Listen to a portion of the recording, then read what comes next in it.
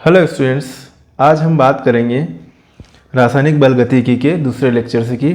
और ये वाले जो टॉपिक हैं अभी जो हम बात कर रहे हैं इसमें आपको नोट्स भी मिल रहे हैं और एक तरह से समझाना भी हो रहा है, दोनों काम एक साथ हो रहे हैं।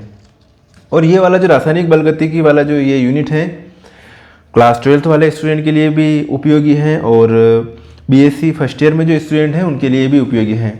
तो शुरुआत करें, प्रश्न की शुरुआत करते हैं। प्रथम कोटि की अभिक्रिया, द्वितीय कोटि की अभिक्रिया, तृतीय कोटि की अभिक्रिया, शून्य कोटि की अभिक्रिया किसे कहते हैं? तो सबसे पहले अगर आप एक डेफिनेशन याद करोगे तो एक के साथ में आपको बाकी डेफिनेशन आपको मुफ्त में मिलेगी, फ्री में मिलेगी। क्या है डेफिनेशन प्रथम कोटि की अभिक्रिया की?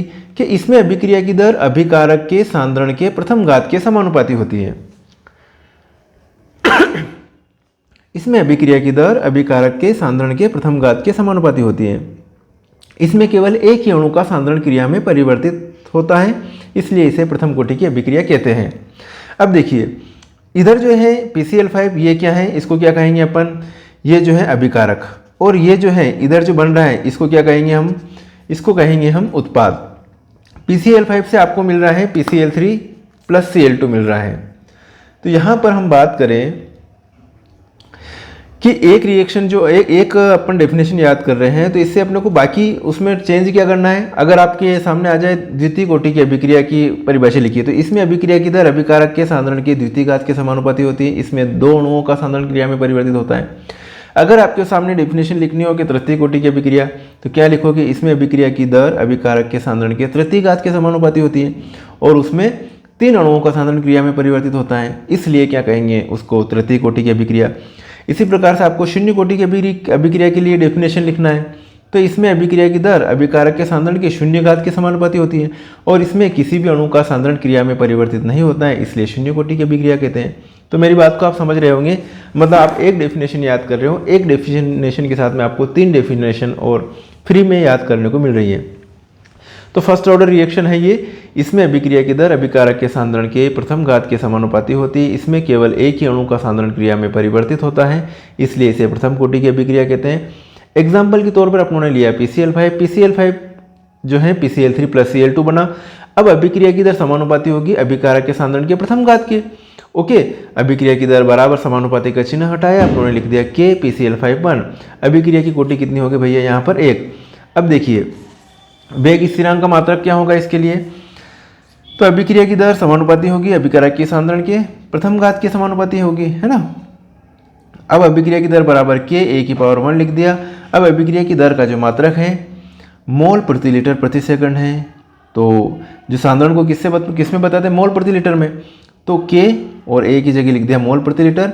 अब जो है यहाँ पर आप देखिए इसमें मोल प्रति लीटर से मोल प्रति लीटर कैंसिल हो जाएगा, तो दर स्थिरांक का मात्रक या वेग स्थिरांक का मात्रक क्या हो जाएगा? 1/सेकंड या K बराबर सेकंड इनवर्स। समझ में आ गया? तो प्रथम कोटि की अभिक्रिया के लिए वेग स्थिरांक का मात्रक क्या लिखोगे आप? Second inverse. क्लियर है? आगे बढ़े। अब बात करें हम द्वितीय कोटि की अभिक्रिया के लिए। चलो, ये द्वितीय कोटि की अभिक्रिया डेफिनेशन आपको याद है, अच्छे बच्चे हो, आपको पूरी तरह से याद है, ये समझा दी मैंने। इसमें अभिक्रिया की दर अभिकारक के सांद्रण के द्वितीय घात के समानुपाती होती है, अर्थात इसमें दो अणुओं का सांद्रण क्रिया में परिवर्तित हो रहा है। देखिए H2 प्लस I2 दोनों का सांद्रण चेंज हो रहा है ना। क्या बन रहा है यहाँ पर? 2HI। अभिक्रिया की दर समानुपाती होगी इसकी घातांक और इसके घातांक के। अब अभिक्रिया की दर बराबर समानुपाती का चिन्ह हटाया, अपनों ने K लिख दिया यहाँ पर H21 I21। अभिक्रिया की कोटि हो जाएगी दोनों के घातांकों का योग 1 + 1 कितना हो रहा है? 2। अभिक्रिया की कोटि अपने को मिल गई यहाँ पर 2। अब चलो अपने को मात्रक निकालना है, जल्दी से मात्रक निकालिए। अभिक्रिया की दर समानुपाती होगी अभिकारक के सांद्रण के द्वितीय घात के, तो यहाँ पर 2 लिख दिया क्योंकि यहाँ 2 आ रहा है योग। अभिक्रिया की दर बराबर समानुपाती का चिन्ह हटाया K A⁴ अभिक्रिया की दर का मात्रक है भैया मोल प्रति लीटर प्रति सेकंड। तो K सांद्रता को मोल प्रति लीटर में बताते हैं और क्या लिखे यहाँ पर? सेकंड लिखे। तो यहाँ पर जो है ये जो इससे मोल प्रति लीटर से 1 कैंसिल हो जाएगा यहाँ पर, तो ये 1 ही रह जाएगा। तो कुल मिला के इसको अपनों ने भेजा इधर, ठीक है। तो मोल प्रति लीटर और ये क्या? इंटू सेकंड, ठीक है। वेग स्थिरांक का मात्रक हो गया द्वितीय कोटि की अभिक्रिया के लिए। आगे बढ़ते हैं, चलो इसको ऊपर ले जाते हैं। तो ये मोल ऊपर जाएगा तो किस में लिखेंगे? इन्वर्स में लिख देंगे, मोल इन्वर्स हो जाएगा। और ये लीटर जो है मोल के नीचे था तो इसको क्या लिखेंगे लीटर, और सेकंड को ऊपर लिखेंगे तो सेकंड इनवर्स। तो वेग स्थिरांक का मात्रक हो जाएगा mole inverse litre second inverse. किसके लिए? द्वितीय कोटि की अभिक्रिया के लिए वेग स्थिरांक का मात्रक है, याद रख लेना। चलो अब बात करूं मैं तृतीय कोटि की अभिक्रिया के लिए। बहुत अच्छे बच्चे हो, जल्दी से समझ रहे हो। तृतीय कोटि की अभिक्रिया, इसमें अभिक्रिया की दर अभिकारक के सांद्रण के तृतीय घात के समानुपाती होती है, अर्थात इनमें 3 अणुओं का सांद्रण क्रिया में परिवर्तित हो रहा है। अतः अभिक्रिया की कोटि कितनी होगी? 3 होगी। जैसे 2 अणु तो ये हैं और 1 अणु ये, 3 अणुओं का सांद्रण चेंज हो रहा है। अभिक्रिया की दर समानुपाती होगी NO की पावर 2 ऑक्सीजन की पावर 1। ओके, घातांक अभिक्रिया की दर बराबर K, समानुपाती का चिन्ह हटाया, अपने क्या लिखा K। फास्ट रिवीजन चल रहा अपना, है ना साथियों। अब जो आगे बात करें, अभिक्रिया की दर बराबर ये हो जाए तो अभिक्रिया की कोटि जो है वो क्या हो जाएगी? अभिक्रिया की कोटि बराबर, देखिए ये अभिक्रिया की दर समानुपाती इनके हैं, तो अभिक्रिया की कोटि 2 + 1 कितनी हो गई? 3 हो गई। वेग स्थिरांक का मात्रक लिखिए जल्दी से। तो अभिक्रिया की दर समानुपाती होगी A की पावर 3, तो अभिक्रिया की दर बराबर समानुपाती का चिन्ह हटाया, अपने K लिख दिया। अब जो सांद्रता होती है वो मोल प्रति लीटर में अपन शो करते हैं, और अभिक्रिया की दर मोल प्रति लीटर प्रति सेकंड। तो यहाँ से इससे ये कैंसिल होगा, तो यहाँ पे क्या आ जाएगा? 2 आ जाएगा। ये इधर लिखेंगे अपन, ठीक है, इनको K को इधर लिखेंगे। तो यहाँ पर जो इसको क्या लिख सकते हैं अपन, ये पूरा जो है वैल्यू किधर आ जाएगी? इधर आ जाएगी। देखिए ये लिखा अपनों K, और यहाँ पे क्या लिख रहा हूँ? 1 मोल, ध्यान से देखिए, मोल प्रति लीटर और इंटू क्या है? ये सेकंड है। तो अब ये जो मोल लिखा है ना, मोल ऊपर जाएगा तो क्या लिखेंगे? मोल 2 और ये लीटर 2 और ये सेकंड है। तो अब ऊपर जाएंगे तो मोल -2, ओके, और लीटर मोल के नीचे है तो ऊपर आएगा तो ये तो क्या वापस क्या लिखेंगे? लीटर में लिखेंगे, और सेकंड को क्या लिखेंगे? सेकंड इनवर्स लिखेंगे। तो वेग स्थिरांक तृतीय कोटि की अभिक्रिया के लिए वेग स्थिरांक का मात्रक K मोल -2 सेकंड इनवर्स और लीटर 2 हो जाएगा। ओके, अब है शून्य कोटि की अभिक्रिया। बहुत अच्छी तरह से समझ रहे हो आप। इसमें अभिक्रिया की दर अभिकारक के सांद्रण के शून्य घात के समानुपाती होती है, अर्थात किसी भी अणु का सांद्रण क्रिया में परिवर्तित नहीं हो रहा, बैठे हैं मालिक्यूल, कोई चेंज नहीं हो रहा। क्या जल लेना पड़ेगा इसके लिए? एसी रिएक्शन के लिए कैटलिस्ट की जरूरत पड़ती है शून्य कोटि की अभिक्रिया के लिए। अभिक्रिया की दर समानुपाती हो गई, इसके सांद्रण में चेंज नहीं हो रहा है। अभिक्रिया की दर K HI की पावर 0, अभिक्रिया की कोटि कितनी हो जाएगी? 0 हो जाएगी। अब देखिए वेग स्थिरांक का मात्रक निकालो जल्दी से शून्य कोटि की अभिक्रिया के लिए। अभिक्रिया की दर समानुपाती A की पावर 0, अभिक्रिया की दर K, समानुपाती का चिन्ह हटाया, क्या लिख दिया आपने? K लिख दिया। A की पावर 0 अभिक्रिया की दर का मात्रक है, मोल प्रति लीटर प्रति सेकंड बराबर K मोल लीटर, इसकी पावर क्या हो गया? 0। तो किसी मात्रा पर शून्य घातांक का मान क्या होता है? 1 होता है। तो शून्य कोटि की अभिक्रिया के लिए जो वेग स्थिरांक का मात्रक है वो क्या हो जाएगा? Mole litre inverse second inverse, mole litre inverse और सेकंड इनवर्स, ये मात्रक हो जाएगा शून्य कोटि की अभिक्रिया के लिए। ठीक है, समझ में आ गया? प्रथम कोटि, द्वितीय कोटि, तृतीय कोटि और शून्य कोटि की अभिक्रिया। अब हम आगे बात करें, चलो अगला क्वेश्चन जल्दी से। आणविकता तथा अभिक्रिया की कोटि से क्या समझते हो? आणविकता तथा अभिक्रिया की कोटि से क्या समझते हो? तो यहाँ पर मैं आपको ये समझा देता हूँ कि आणविकता और अभिक्रिया की कोटि दोनों एक दूसरे से बिल्कुल डिफरेंट हैं। आणविकता मतलब कोई भी रिएक्शन हो, आपने क्या कुछ भी रिएक्टेंट ले रखा हो, वो उसकी क्या हो जाएगी? आणविकता हो जाएगी। और अभिक्रिया की कोटि मतलब जो आपने रिएक्टेंट ले रखा है, जो आपने अभिकारक ले रखा, उसका सांद्रण चेंज हुआ कि नहीं हुआ, वो उत्पाद बना रहा है या नहीं बना रहा, उसको वो हो जाएगी अभिक्रिया की कोटि। तो आणविकता देखो, किसी रासायनिक अभिक्रिया में भाग लेने वाले कुल न्यूनतम अणुओं की संख्या। मैं कहूँ कि किसी बैच में जो है कितने स्टूडेंट बैठे हैं, वो क्या हो जाएगी? आणविकता हो जाएगी। और उसमें से कितने पास हुए, कितने का कॉन्सेंट्रेशन चेंज हुआ, मतलब वो क्या हो जाएगी? अभिक्रिया की कोटि हो जाएगी। जैसे कि मैं कहूँ कि कोई 3 स्टूडेंट हैं, अब इन 3 स्टूडेंट में से तीनों फेल हो गए, तो क्या हो गई? शून्य कोटि हो गई। लेकिन अणुओं की संख्या कितनी है? 3 है। अगर मैं कहूँ कि किसी 2 बच्चे हैं, 2 बच्चों में से दोनों बच्चे जो हैं वो फेल हो गए, तो शून्य कोटि हो गई। दोनों में से जो है दो स्टूडेंट हैं, दोनों में से अगर दोनों पास हो गए उस कंडीशन में, तो वो क्या हो गई? एक तरह से उनका रिएक्टेंट टू प्रोडक्ट में चेंज हुए। अगर रिएक्टेंट टू प्रोडक्ट में चेंज हुए तो उस कंडीशन में हम कहेंगे कि जो अभिक्रिया की कोटि है उनके कॉन्सेंट्रेशन भी चेंज हो गया।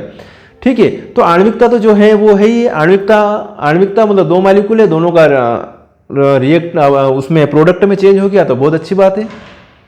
ठीक है। तो आणविकता और अभिक्रिया की कोटि दोनों डिफरेंट है। आणविकता मतलब कोई भी रासायनिक अभिक्रिया आप ले लो, उसमें कितने अणु भाग ले रहे हैं, बस उसका ठेका ले रखा है आणविकता ने।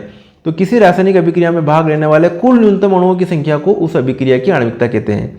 यदि रासायनिक परिवर्तन में क्रमशः 1, 2 या 3 अणु भाग लेते हैं तो इन्हें एक अणु, द्विअणु और त्रिअणु कहते हैं। जैसे कोई केमिकल रिएक्शन है, इसमें कितने अणु भाग ले रहे हैं, 2 तो द्विअणु, एक ही अणु भाग ले रहा तो एक अणु, 3 अणु भाग ले रहे तो इसको क्या कहेंगे, त्रिअणु। अब देखिए आप अभिक्रिया की कोटि, तो अभिक्रिया की कोटि मतलब कि कितने अणुओं का सांद्रण वास्तविकता में क्रिया के दौरान चेंज हो रहा है। तो देखो अभिक्रिया की कोटि, तो अभिकारकों के अणुओं की वह संख्या जिनकी सांद्रता में परिवर्तन से अभिक्रिया का वेग निर्धारित होता है, अभिक्रिया की कोटि कहलाता है। अर्थात यह एक प्रायोगिक पद है, प्रैक्टिकली है अभिक्रिया की कोटि। देखिए निम्न अभिक्रिया की बात करते हैं, ये NO2 + F2 2NO2F बन रहा है। द्रव्यानुपाती क्रिया के नियम से अभिक्रिया की दर हो जाएगी ये, और अभिक्रिया की दर समानुपाती का चिन्ह हटाया, क्या लगा दिया अपनों ने, क्या लगा दिया। रासायनिक समीकरण के अनुसार अभिक्रिया की कोटि कितनी होनी चाहिए, 3 होनी चाहिए। रासायनिक समीकरण के अनुसार अभिक्रिया की कोटि 3 होनी चाहिए, जबकि वास्तविकता में अभिक्रिया की कोटि कितनी है, 2 होगी। बात को ध्यान से सुनिएगा, अभिक्रिया की कोटि कितनी होगी, 2 होगी। अब अपने को यहाँ पर दिख तो रहा है, क्या दिख रहा है कि इसकी जो अभिक्रिया की जो कोटि है वो कितनी होनी चाहिए, 3 होनी चाहिए, लेकिन है कितनी वास्तविकता में, 2 है। समझ रहे हो ना मेरी बात को। लेकिन आणविकता कितनी होगी, आणविकता यहाँ पे 3 ही होगी। यहाँ पर आणविकता की बात करेंगे तो आणविकता कितनी होगी, 3 होगी, और अभिक्रिया की कोटि कितनी है, यहाँ पर 2 है। और अपने को दिखना कितनी चाहिए, यहाँ पर कितनी होनी चाहिए, 3 होनी चाहिए। अब इसका कारण देखते हैं, तलाशते हैं। देखो अतः अभिक्रिया की दर K, NO2 और F, ये होगी अभिक्रिया की दर अगर अभिक्रिया की कोटि अपनों ने 2 मानी तो इसी प्रकार एक और एग्जाम्पल है, जैसे कि यहाँ पर सुक्रोज का जल अपघटन हो रहा है, ध्यान से देखिएगा। अब सुक्रोज का जल अपघटन हो रहा है तो अपने को ये ले रहा है सुक्रोज, और ये जल है, क्या बन रहा है, ग्लूकोज और फ्रक्टोज बन रहा है। सुक्रोज के जल अपघटन से ग्लूकोज और फ्रक्टोज बन रहा है। अब यहाँ पे अपने को कैसा प्रतीत हो रहा है कि 2 मॉलिक्यूल है, इन दोनों की कॉन्सेंट्रेशन में चेंज हो रहा है, इन दोनों की सांद्रता में चेंज हो रहा है। तो अपन क्या कहेंगे कि अभिक्रिया की कोटि 2 है। लेकिन यहाँ पर क्या हो रहा है कि जल बहुत अधिक मात्रा में ले रखा है, तो अपन सांद्रता की बात करें तो सांद्रता में फर्क किसके देख रहे हैं, सिर्फ इसकी कॉन्सेंट्रेशन में चेंज अपन देख रहे हैं। तो यहाँ पर आणविकता तो 2 है, क्योंकि जितने मॉलिक्यूल भाग ले रहे हैं वो उसकी क्या होगी, आणविकता है। जितने मॉलिक्यूल भाग ले रहे हैं वो क्या होगी, उसकी आणविकता है। लेकिन अभिक्रिया की कोटि कितनी है यहाँ पे भैया, अभिक्रिया की कोटि 1 होगी। तो अभिक्रिया की आणविकता 2 है, परंतु इसकी कोटि केवल 1 है, क्योंकि केवल एक अणु C12H22O11 अभिक्रिया के वेग को निर्धारित करता है। जल इतनी अधिक मात्रा में, जल बहुत ज़्यादा मात्रा में है कि इसका सांद्रण मापने योग्य मात्रा में परिवर्तित नहीं होता है। बहुत बढ़िया बात है। तो ये एक तरह से अपने को कोई भी रिएक्शन देखें तो उसमें ध्यान रखना पड़ेगा।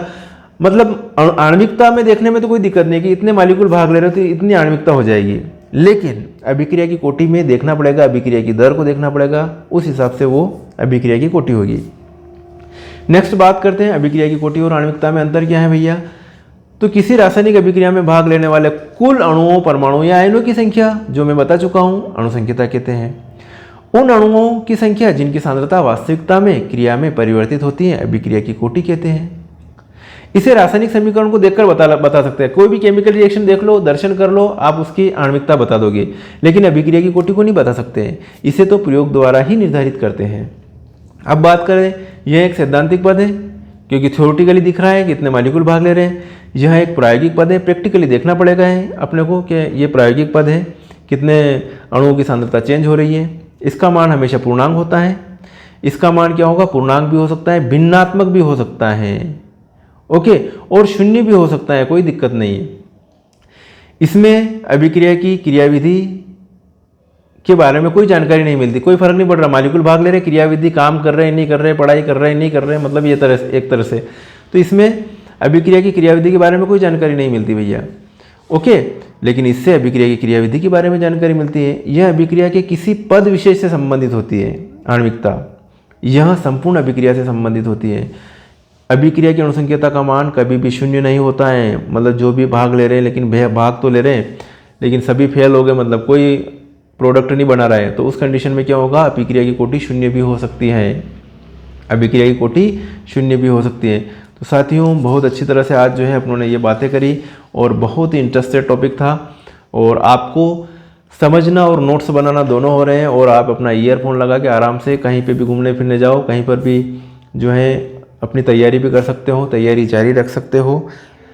समय व्यर्थ न गवाएं, आपके पास मोबाइल रहता है, कहीं पे भी बैठे हुए हैं, आप गाने ना सुने, गाने ना सुन के हमारे लेक्चर सुने, आपको काफ़ी मज़ा आएगा, काफ़ी आनंद आएगा, आपको काफ़ी बेनिफिट होगा। ओके, तो अगर चैनल पर पहली बार आए हो तो चैनल को सब्सक्राइब कर लीजिएगा, और अपने दोस्तों को ज़रूर बताइएगा और शेयर कीजिएगा वीडियो को। ओके, मिलेंगे फिर नेक्स्ट वीडियो में, तब तक के लिए बाय और thank you so much for watching.